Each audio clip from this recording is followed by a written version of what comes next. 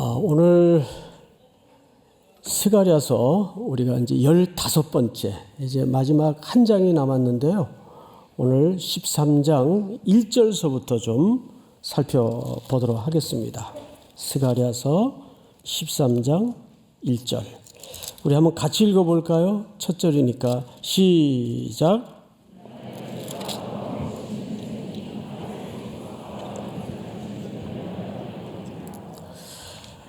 여기 그날에 죄와 더러움을 씻는 이런 표현이 나오죠.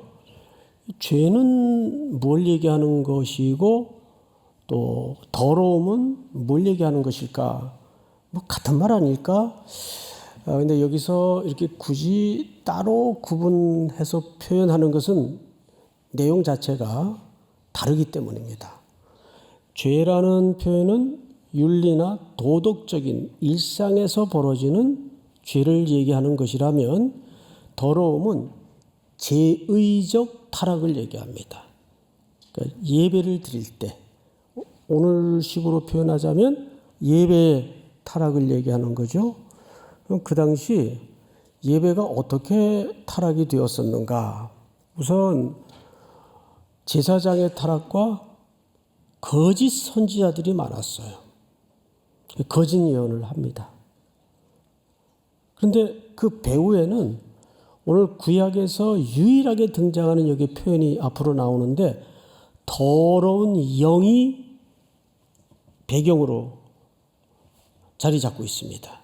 그 더러운 영에 붙들려서 거짓 선지자들이 선지자도 아닌데 당시에 선지자들의 상징적 옷인 털옷을 입고 선지자 노릇을 하고 옳고 그름의 문제와는 상관없이 자기의 더러운 이익을 위해서 탐하는 일들이 벌어집니다. 더 끔찍한 것은 이방인들이 섬기는 제사의 형식을 그대로 카피해서 여호와를 섬기는 예배의 형식 속에 섞어놔요. 혼잡스러웠겠죠. 오늘날에도 이런 요소들이 충분히 가능합니다. 명목은 하나님을 얘기하고 폼은 예배의 형식인데 그 내용을 들여다보면 이게 사람을 찬양하는 건지 하나님께 경배를 드리는 건지 하나님을 즐거워하는 예배인지 자기의 어떤 이익을 탐하는 예배인지 헷갈리게 만들어. 그리고 사람의 이름이 기념되고 하는 이 세속화된 예배, 비슷한 현상입니다. 그래서 죄를 말할 때는 정확하게 도덕적인 타락을 얘기하는 것이고 더러운 부정한 것, 이건 제의적 타락을 얘기하는 거예요. 이 사실 구분을 해놨지만 이 둘은 한 묶음이라고 보아지는 것이 예배의 타락에서 무슨 타락이 올까요? 삶의 타락이 옵니다. 정확합니다.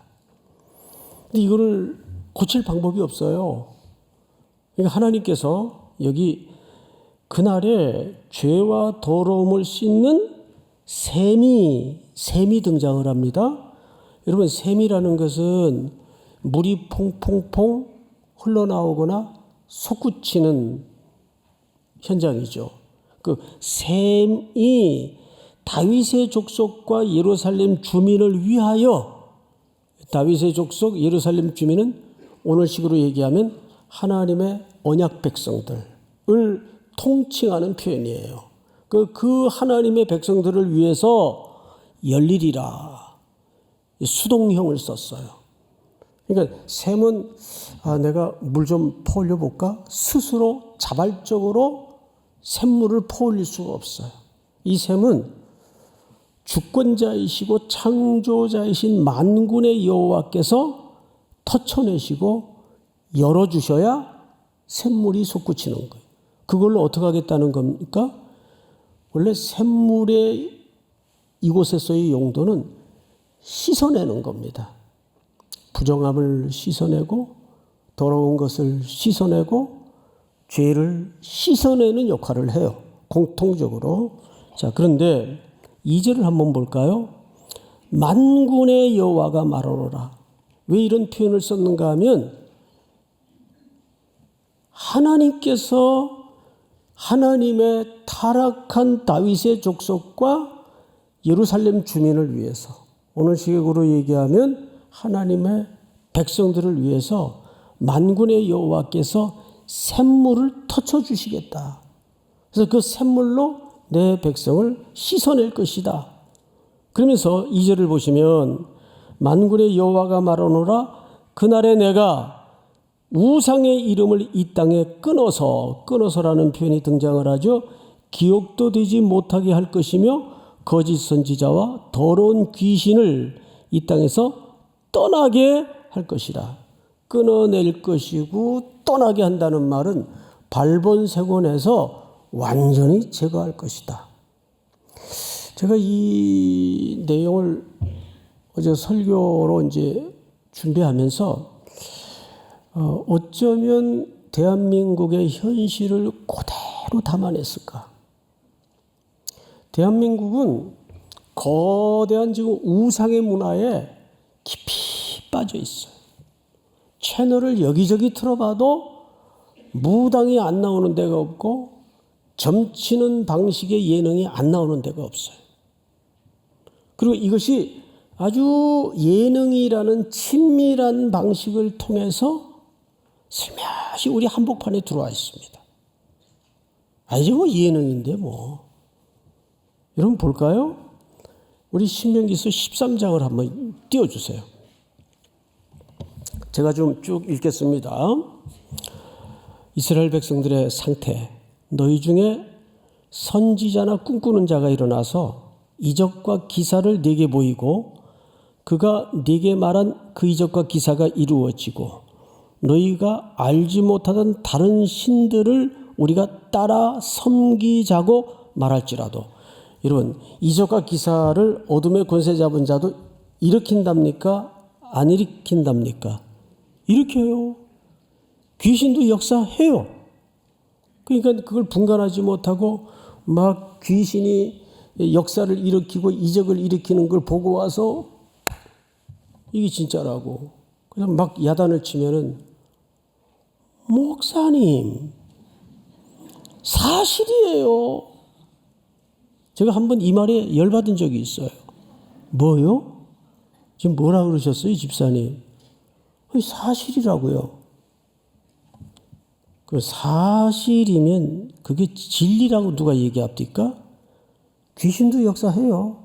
이게 팩트에만 들여다보고 속는 거예요. 현상만 보고 속는 거예요. 악령도 역사합니다. 뭐 귀신같이 맞힐 수 있죠. 귀신이니까. 자, 그런데 본문을 어디 갔어? 이 신명기서를 한번 띄워주세요. 다음 절. 너는 그 선지자나 꿈꾸는 자의 말을 청종하지 말라. 이는 너희의 하나님 여호와께서 너희가 마음을 다하고 뜻을 다하여 너희 하나님 여호와를 사랑하는 여부를 알려하사 너희를 시험하심이니라. 4절. 너희는 너희 하나님 여호와를 따르며 그를 경외하며 그의 명령을 지키며 그의 목소리를 청종하며 그를 섬기며 그를 의지하며 끊고 갑시다. 그런 귀신과 어둠의 영들의 팩트가 담아진 장난들은 딱 한 가지 이유밖에 없어요. 어떻게 하든 하나님의 언약 백성들을 하나님의 사랑과 보호와 그늘 아래서 떨구어 놓는 게 유일한 목적입니다. 자꾸 한눈을 팔게 만들어요. 이 시대가 얼마나 한눈 팔게 지금 점점점 쌓여져 갑니까? 딱 보면 어둠의 영이 지배하고 있는 게 딱 보입니다. 결국 이 세상의 구조는 큰 싸움이 하나 있는데 어둠의 우두머리와 진리의 영시 하나님의 영역과의 싸움이에요. 간단해요. 이거 외에는 다 부수적인 싸움입니다. 다음 절을 볼까요? 그런 선지자나 꿈꾸는 자는 어떻게 단호하게 얘기합니까? 여기 죽이라는 말은 야 하나님 잔인하다 이렇게 이해해서는 안 되고 하나님이 그런 하나님을 대적하는 영역에 대해서는 추호도 양보 없이 단호하다 그 말이에요. 죽이라. 이는 그가 너희에게 너희를 애굽 땅에서 인도하여 내시며 종되었던 집에서 속량하신 너희 하나님 여호와를 배반하게 하려 하며 의도가 드러나죠. 배반하게 하려 하며 너희의 하나님 여호와께서 네게 행하라 명령하신 도에서 너를 꿰어 내려고 말하였습니다. 이게 다 속임수예요. 너는 이같이 하여 너희 중에서 악을 제할지니라. 오늘 말씀과 똑같죠? 다음 절. 이 부분 잘 들어보세요. 네 어머니, 아들, 그 모자지간이겠죠? 네 형제, 네 자녀, 네 품의 아내나 너와 생명을 함께하는 친구가 가만히 너를 깨어 이르기를 너와 네 조상들이 알지 못하던 다른 신들을 섬기게 만들어요. 그런데 6절에 열거된 모자지간, 형제지간, 자녀, 품의 아내, 생명을 같이 하던 친구들, 공통분모가 뭐예요? 공통분모가 뭐예요? 친밀감입니다. 제일 친근한 관계예요. 근데 유혹이 사탄이 꽤나 많아요. 전혀 엉뚱한 사람으로 통로를 만들어서 들어오질 않고 이런 의리, 신의 또는 친밀감으로 들어와서 하나님께로부터 떨어뜨려 놓습니다. 뭐 우리 아버지가 말씀하시는데 뭐. 아니 내 정말 신뢰할 수 있는 친구가 얘기하는 건데 뭐. 전혀 의심 안 하고. 그런 친밀감을 통해서 혈육을 통해서 하나님의 사랑으로부터 하나님의 백성들을 끊어내려 합니다. 그런데 하나님은 하나님의 사랑에서 떨어져 나가는 문제는 영원히 죽느냐, 영원히 사느냐의 문제이니까 추호도 0.1%도 양보가 없어요. 죽이라. 그렇게 유혹하는 영역들은 단호하게 죽이라. 진멸하라. 다음 절을 볼까요? 곧 네 사방을 둘러싸고 있는 민족, 곧 네게서 가깝든지 네게서 멀든지 땅 이 끝에서 저 끝에 있는 민족의 신들을 우리가 가서 섬기자 할지라도. 다음 절. 너는 그를 따르지 말며 듣지 말며 긍휼히 여기지 말며 애석히 여기지 말며 덮어 숨기지 말고 너는 용서 없이 그를 죽이되 죽일 때에 네가 먼저 그에게 손을 대고 후에 뭇백성이 손을 대라. 여기 용서 없이라는 말은 기독교는 용서의 종교가 아니냐. 여러분 이 부분은 타자의 개념으로 이해를 하지 말고 자기 안에 내면의 세계라고 이해를 해야 돼요. 우리 안에 그런 게 얼마든지 파고 들어와서 둥지를 틀 수가 있단 말이에요. 10절. 그는 애굽 땅 종되었던 집에서 너를 인도하여 내신 네 하나님 여호와에게서 너를 꿰어 떠나게 하려 한 자이니 너는 돌로 어떻게 하라? 쳐 죽이라. 여기서는 붉은 글씨로 돌로 쳐 죽이라고 돼 있어요. 그런 자를. 단호하게. 이제 이 대목을 나중에 재차 오늘 본문을 기초로 해서 이게 어떤 부분과 연관성이 있는가 설명을 하겠습니다. 이 돌로 쳐 죽이라는 말은 오늘 스가랴 선지자는 이런 자들을 칼로 쳐라 그랬어요. 칼로. 돌과 칼이 바뀌었어요. 11절 다 같이. 시작. 그리하면 온 이스라엘이 듣고 두려워하여 이 같은 악을 다시는 너희 중에서 행하지 못하리라. 아멘. 자, 그대로 우리 오늘 본문 3절을 들여다보십시다. 3절.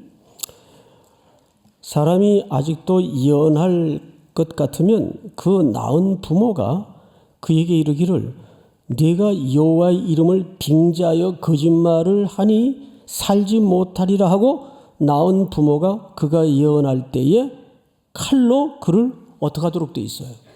찌르리라. 이건 무슨 관계죠? 둘이가? 엄마와 부자지간의 모녀지간의 모자지간의 관계예요. 부모라도 자기 자식이 여호와 이름을 빙자해서 우상 숭배할 때는 어떻게 하라 그랬어요? 칼로 찌르라. 근데 이것을 신명기서에서는 우리가 뭘로 확인했죠? 돌로 쳐서 죽이라로 확인을 했어요. 왜 이렇게 단호하게 성경은 설명할 수밖에 없었는가 하면 4절을 잘 보세요. 이 거짓 선지자들의 이제 들통이 난 행태인데 4절. 그날에 선지자들이 예언할 때에 그 환상을 각기 부끄러워할 것이며 사람을 속이려고 털옷도 입지 아니할 것이며, 이 무슨 얘기냐 하면 선지자들이 참 예언을 할 때 거짓말로 예언하고 거짓말로 백성들의 고열을 빨아먹고 이익을 챙겼던 거짓 선지자들이 자기들의 과거의 행적을 그날이 오면 부끄러워하는 날이 온다 그 말이에요. 그래서 털옷을 입었다 그랬어요? 벗었다 그랬어요? 털옷도 입지 아니할 것이며, 과거에는 털옷 껴있고, 털옷은 선지자들의 복장입니다.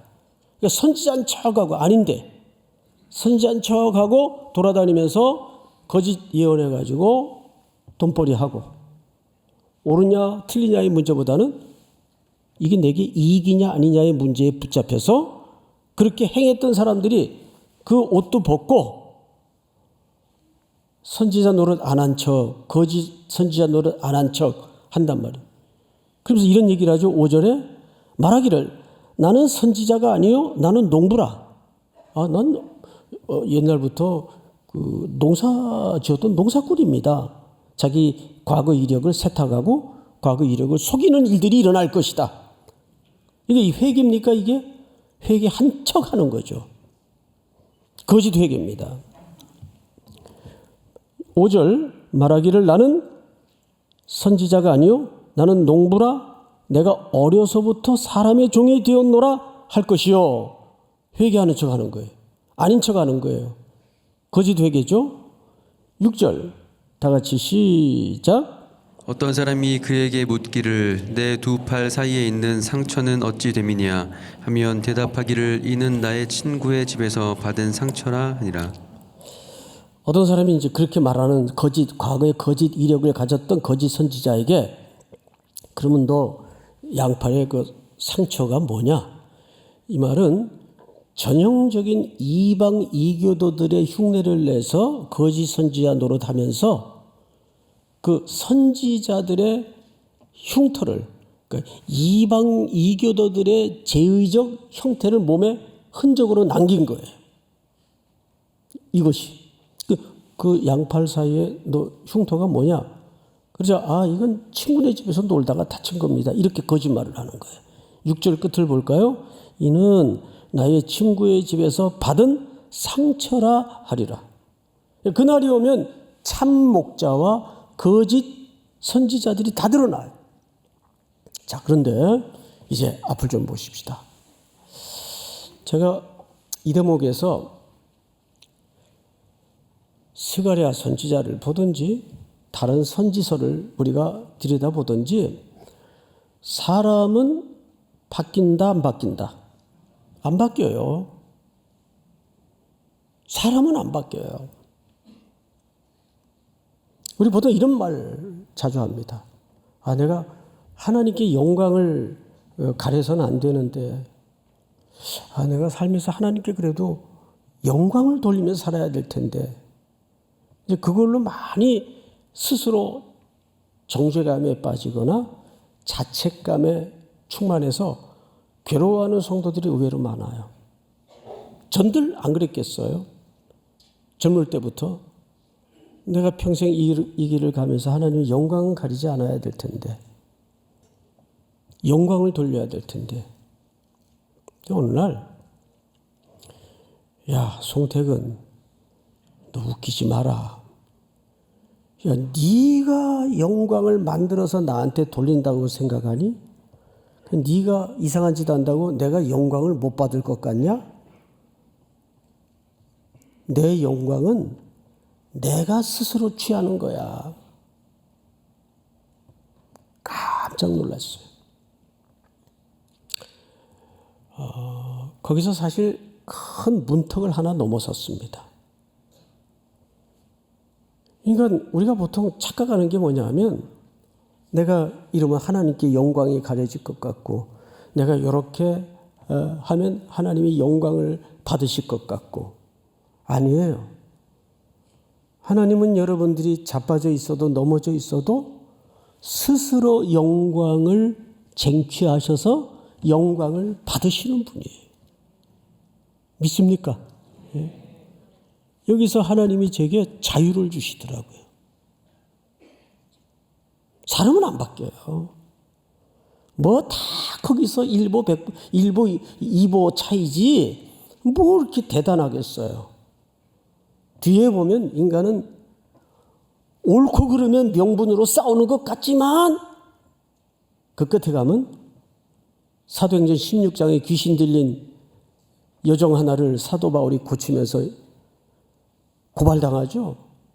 관원들에게. 고발할 때 뭐라고 고발하는지 아세요? 우리의 이익이 소망이 끊어졌으므로 아니에요. 이 사람들이 우리 로마 시민이 행하지 못할 불법을 옳고 그름의 문제로 고발을 해요. 그런데 성경 기자는 정확하게 뭐라고 이유를 소개해 놨는가 하면 이익의 소망이 끊어졌으므로 귀신을 내쫓으니까 돈벌이가 끊어진 거예요. 우리는 유익을 쫓는 존재가 아니고 이익을 쫓을 뿐이에요. 그래서 뭘로 포장하죠? 이거 옳지 않습니다. 광장에서 소리치듯 큰 소리를 치는 것 같지만 속내는 정확해요. 이 인간이에요. 저는 깜짝 놀랐어요. 내가 영광을 가리고 영광을 돌리고가 아니구나. 하나님은 만유의 주가 되시고 창조주가 되시고 우리의 아버지가 되시니까 그 영광을 그 아버지께서 스스로 취하셔서 스스로 받으시는구나. 그럼 어떻게 하셨어요? 7절을 보시라고요. 오늘 본문이죠. 만군의 여호와가 말하노라 카라 깨어서 내 목자 내 짝된 자를 치라. 자, 앞을 보세요. 내 목자 하나님과의 관계를 얘기하는 거죠. 내 짝 누굽니까? 성부 아버지에 대한 그 속성과 본질이 지위가 같으신 성자 예수 그리스도 참목자를 얘기하는 거예요. 그런데 이게 웬일입니까? 카라 깨어서 내 목자 내 짝된 자를 치라. 12장 10절을 보시면 같은 표현이 내가 다윗의 집과 예루살렘 주민에게 은총과 강구하는 심령을 부어주니 그들이 그 찌른 바 그를 바라보고 그를 위하여 애통하기를 십자가의 사건을 얘기하지 않습니까? 찌른 자도 울고 찌른 자가 다 그걸 봐요. 그런 애통과 후회와 회개의 날이 올 거라고 말이에요. 그래서 예수님은 십자가에서 여지가 없고 변할 수 없고 고쳐지지 않는 우리의 지독한 죄악을 위해서 십자가에 죽으셨어요. 그러니까 하나님은 얼마나 거룩과 자기 백성을 사랑하시는가에 대해서는 허리도 양보가 없으신 분이에요. 아들을 거기다가 대속의 죽음으로 칼을 받아 창에 찔려 철철철 보혈의 피를 흐르게 만들으셨습니다. 그 흘리신 보혈의 피가 오늘 샘물이 되어서 우리를 죄와 더러움에서 씻어주신 거예요. 이거 외에는 해답이 없어요. 믿습니까? 이 시대도 마찬가지예요. 진영 논리에 빠지지 말고 예수 그리스도의 피 흘리심에 하나님의 죄에 대한 사랑이 단호함이 없었다면 우리에게는 샘물이 열리지 않았을 겁니다. 오늘도 이 말씀이 하루하루 일상 속에서 깊이 되새겨지고 기도의 간절한 겸허함으로 무릎 꿇어지는 은총이 있기를 주의 이름으로 축복합니다. 다 일어나십시다. 찬송가 258장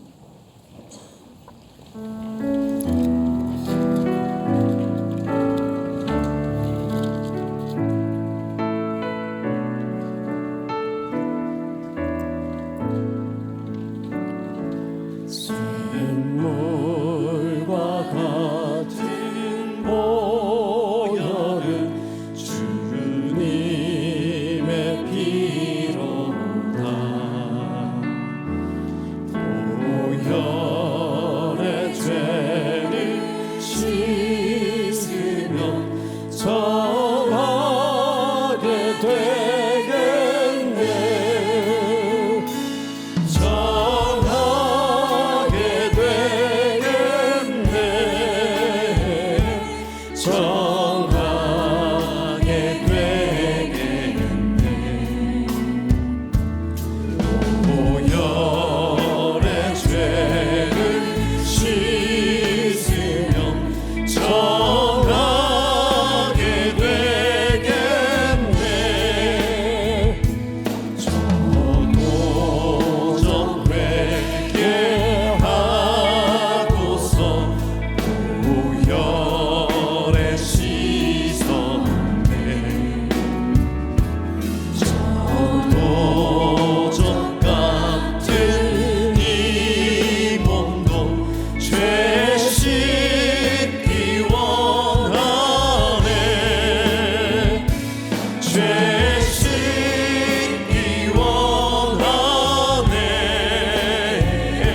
죄 씻기 원하네.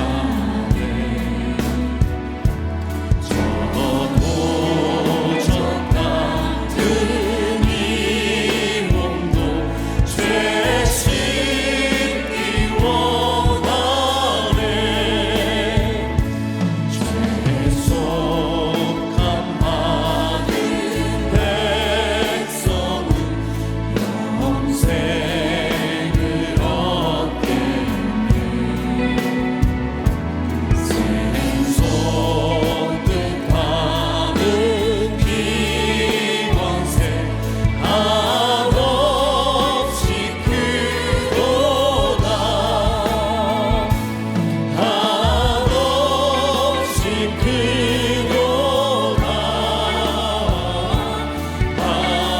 한없이 크도다.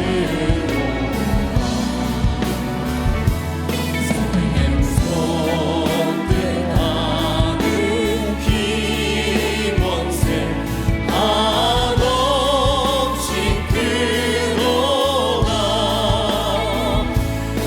날 정케 하신 비보니 그 사랑 한없네. 살 동안 많은 사랑을 늘 찬송하겠네.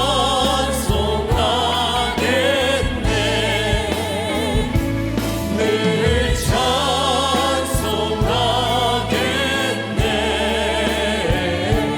늘 찬송하겠네.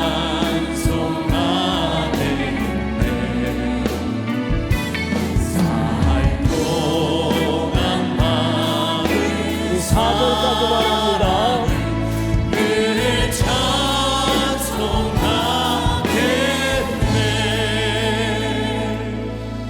어제 통영 선교를 마치고 우리 주방에서 섬겨주셨던 권사님들, 집사님들 24분을 태우고 버스가 전용 차선으로 상경하다가 갑자기 끼어드는 승용차에 충돌 사고가 있었습니다. 그래서 부상의 범위는 겉으로는 아직 경미한 것 같으나 교통사고니까 연세 드신 또 어르신들이 대부분이시고 좀 현장 자체는 큰 사고였습니다. 근데 그 가운데서도 하나님이 안위하셔서 살펴주셨고 붙잡아 주셨습니다. 지금 어제 저녁에 다 귀가를 하셨는데 무엇보다도 부딪히는 장면을 다 이렇게 직접 보신 그 심적 충격이 아직 클 거예요. 안돈을 위해서, 마음의 안정을 위해서 기도해 주시고, 또 대한민국이라는 이 귀한 우리 조국이 지금 큰 혼란에 빠져 있습니다. 정말 샘물로 씻어내는 방법밖에는 없는데 더 우리 기독교인들이 나라를 사랑하는 마음으로 다시 한번 십자가의 자비를 구하는 기도의 자리에 집중해서 간구하는 시간이 되었으면 좋겠고, 또 교회적으로도 아직 이제 다음 주부터는 해외 선교가 시작이 될 텐데 이제 2월까지 이 선교가 마무리될 때까지 모든 여정과 일정을 하나님께서 붙잡아 주시옵소서. 또 한 주 살아낼 여러분들의 시시콜콜한 제목서부터 감당할 수 없는 시험까지 하나님 앞에 토하는 마음으로 우리 한번 주여 부른 다음에 소리내서 통성으로 기도합니다. 주여